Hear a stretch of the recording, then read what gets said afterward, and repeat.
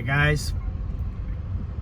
One thing about me is almost every time I get back to town, I am addicted to this place. So I love In-N-Out.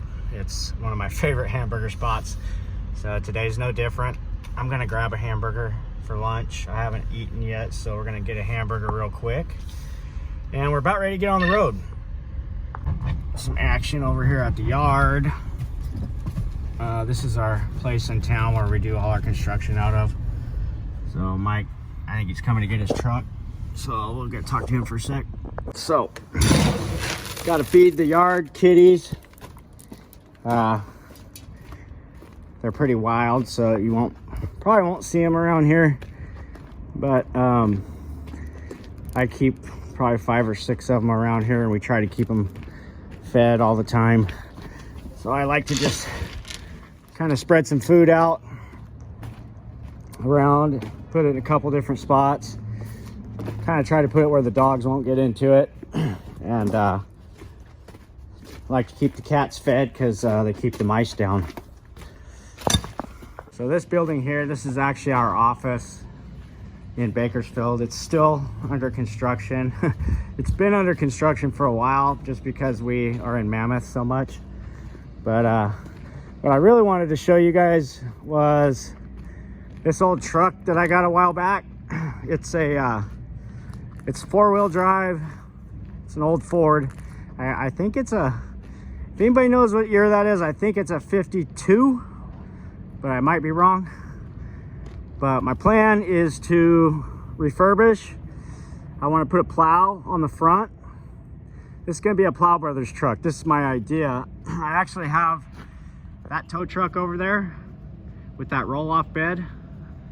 So the idea is a 4-wheel drive old school truck with the roll-off bed in the back, snow plow on the front, all Plow Brothers. So let me know what you guys think in the comments, if I should do that, and if you would like to follow along on that build. I'd love to know what you guys think about this truck being kind of the mascot for Plow Brothers. So like I'm saying, you know, massive plow on the front that goes up and down, side to side, does all a nice newer plow, like a good plow. You know, this thing's 4-wheel drive. It's a real heavy duty truck. It was a fire truck, so it doesn't have a whole lot of use on it. We're gonna go ahead and take the bed off, put the flatbed on with the roll off. So maybe we can even put a skid steer on the back of this thing. It would be really cool, I think. But why don't you guys let me know what you think.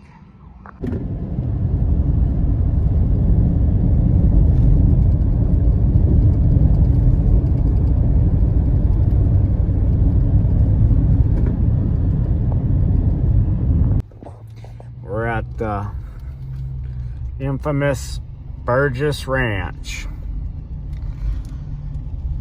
Oh, he's got a lot of cool stuff. Look at this helicopter. I don't know who parked that on top of there like that. Hey, what? You be quiet. Look at that airplane. Isn't that something?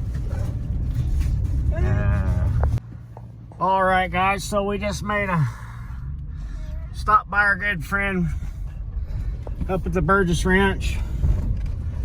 This is up in the foothills above Bakersfield, California. He's got just a beautiful place up here. You can see all his cows over here, running all them cows. So we had to make a quick stop up here and talk to him about some work that we're doing. Now we're gonna head on back down. But as you can see with all the rain we've got, it's just beautiful up in these hills. Now Lake Isabella would be about 20 miles up that way. This is right before you go in the Kern Canyon, this ranch here. And like I said, we just had to make a quick stop up here and see him about some business. And now we're back on the road, and we're gonna get up get on up to Mammoth. Sadie's pretty excited. I can see her there in the mirror. But I like it a lot up here. It's just a real peaceful, beautiful area. He's got a real nice place up here. I'd love to, one of these days, I'd love to have a place like this. Hopefully, it'll work out. Hey, what are you doing, bud?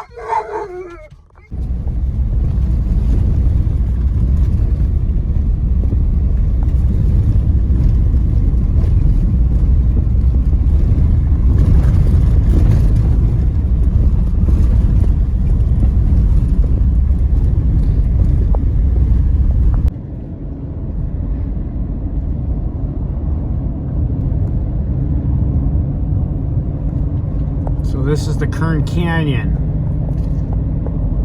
It's a little bit mellower up here. It's actually a lot steeper and more sharper edges down towards the bottom. But it's the famous Kern River. They call it the Killer Kern. A lot of people try to swim in that Kern River and they don't make it out. It's definitely a very dangerous river. If you don't know what you're doing, you probably won't make it. A lot of guys like to raft certain sections of it, but they don't call it the Killer Kern for nothing, guys. Okay, so we are on our way to Mammoth. We are nearly up to Lake Isabella. We've come up the canyon here, took care of everything we needed to take care of in town. Got our machines dropped off at Cat. Took care of some business with our friend Burgess. And now we are headed back to Mammoth. So it's almost 3 o'clock. We're still trying to get up there just a little bit after 5 p.m. I think we're gonna be real close to that. Might be a little late.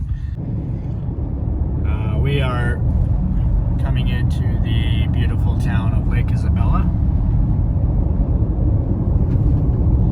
It's actually my wife's hometown up here, so her family still lives up here. They actually live out in Onyx. They've got a little ranch out there.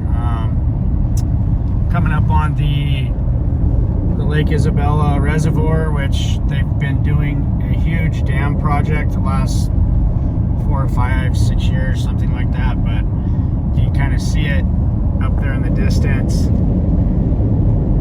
That's a pretty good sized dam project that they've been working on for quite some time.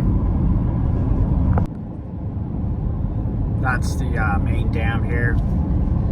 They've actually upgraded that quite a bit over the last few years. They're still working on it pretty extensively here.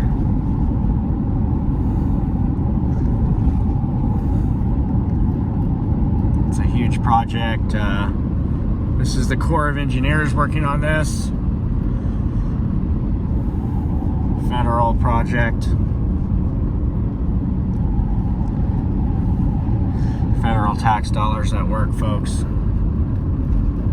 Very large dam.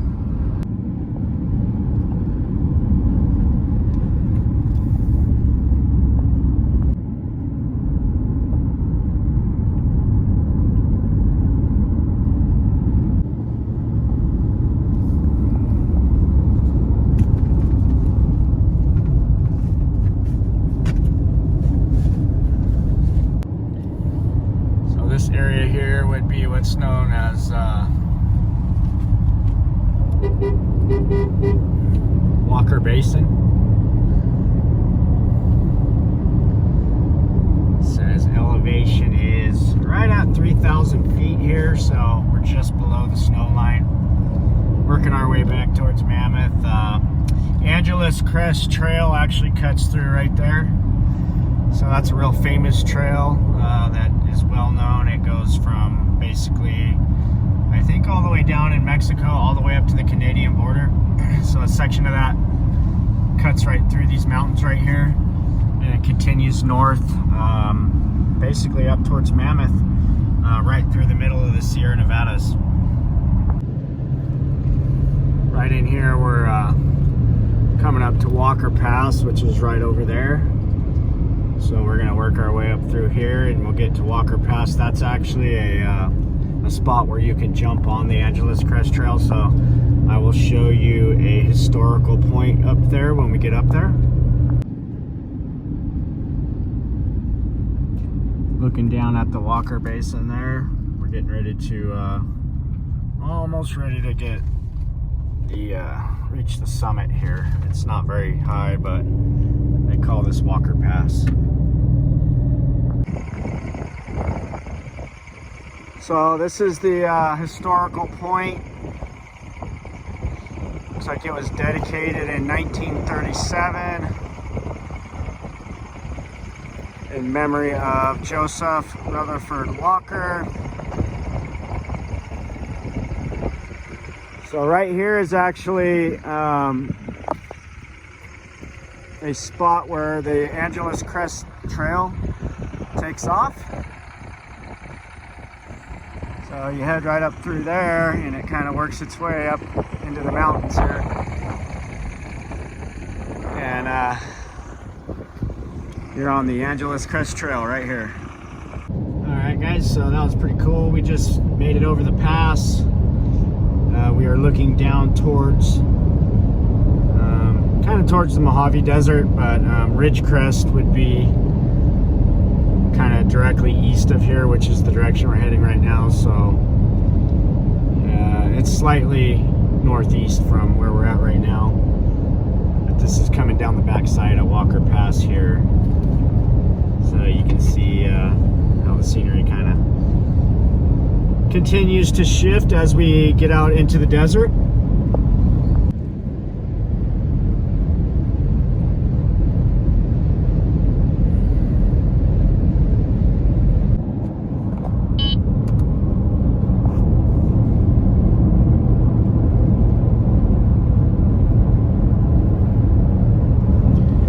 Back on our way to Mammoth. We are just outside of Lone Pine here. It looks like maybe 10 or 15 miles.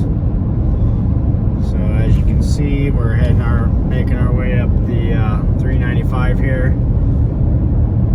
A little bit behind schedule, but we will be in Mammoth tonight. All right, guys, we made it to Lone Pine here. The good old town of Lone Pine. I really like Lone Pine. I think it's a really cool little town. There's an airport here.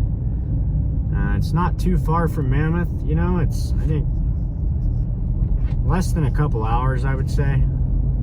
And it's just a nice little quaint little town. And I mean, that backdrop over there, it feels like you can literally reach out and touch that. That's Mount Whitney, the range that Mount Whitney is in. And so yeah, it's just a real beautiful place. Gets a little windy out here once in a while, but other than that, I really like Lone Pine. All right, so I spotted this, pretty cool. That's an elk over there. I don't know if you can see him, but he's right there, right by that tree. He's trying to get behind that tree now. Of course, he's gonna not be in view.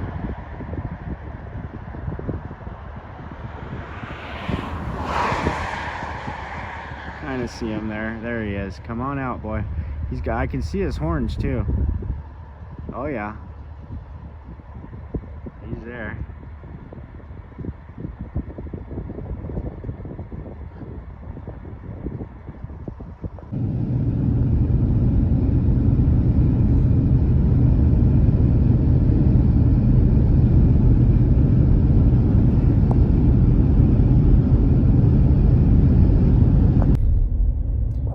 Guys, it is 6:24 and we just pulled into Mammoth, so running a little late. I've got to get up here. I've got my guys up at the office and they are processing a whole bunch of payroll. I've got to come in, we've got to do some verifying on hours and some things like that. make sure everybody's happy, and we're gonna get all this taken care of and get to bed, and then we're gonna start all over in the morning. I hope you guys enjoyed our trip back to Mammoth. Trying not to bore you too much, but I wanted to kind of show a little something different, and you know, hopefully some of you enjoyed it. I just want to keep kind of documenting the process of how these days go, and you know, show you guys, you know, what it takes to keep this operation going. That means, if that means going to Bakersfield, that means going to Bakersfield. We literally pulled out of here yesterday afternoon, and I'm back tonight. So I got one night out of town, got to see my wife last night. I got the dogs with me now, so they're gonna be hanging out with me this upcoming week, so that should be fun. We'll hopefully we can get some good content for y'all. All right, guys, so we made it up to Mammoth. I just got the guys out the door with all the payroll information, so got our subs down there cutting checks to everybody right now. I'm gonna feed the dogs. This is what we feed Sadie and Bud. So it's a little bit of rice, veggies, and then we have some chicken. So what I'll do typically is, not that anybody cares, I just thought it would be cool to share. It's 1 cup split between the 2 bowls. And then I have some molasses here. After I put all the ingredients in, I've got some molasses here that I just give them a little, you know, a little dab like that, and I'll mix that up. And this is what Sadie and Bud get in the morning and at night. So they're kind of like our kids, and we feed them accordingly. They were pretty happy about that, so everybody's fed except me. I need to eat still. I'm gonna wait for Owen to get back home, and we are gonna go get something to eat. Well, I think we're gonna call it a night here. We've got Bud, he's a little tuckered out, and we got Sadie over there under the table. She's relaxing. So we're all kind of winding down here. Hope you enjoyed following along with my day. Started out in Bakersfield, kind of did a few things down there, made our way up to Lake Isabella, and then over Walker Pass and up to Mammoth. So we got here, you know, around 6:30, got everything done that we needed to do in town. The guys are actually kind of just still finishing all that up. I'm pretty tired, as you can see, and I think I'm gonna call it a night here. So just wanted to get a little recap there, and we're gonna go to bed, and we're gonna get up early and do this all over again tomorrow. So hope you join us tomorrow. Thanks for following along tonight, and we will talk to you soon. Thank you.